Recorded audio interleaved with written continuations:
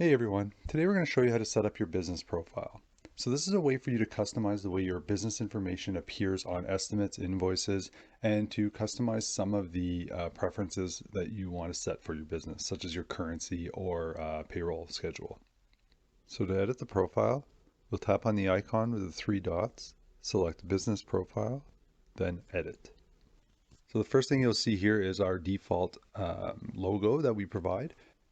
If you have your own logo and you want to change it, just tap on the image and select the appropriate file. Next, you can go ahead and modify some of the identifying information, business name, email, phone number. The next thing you're going to want to do is set your payroll schedule. So this will be important when recording employee timesheets.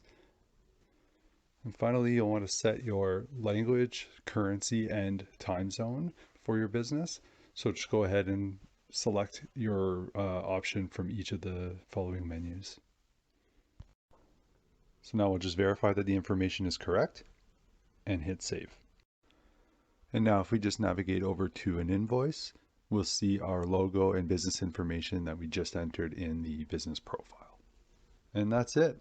If you have any questions or comments that you want to share with us, please feel free to send us an email, support@probuild.app. Thanks for using Probuild.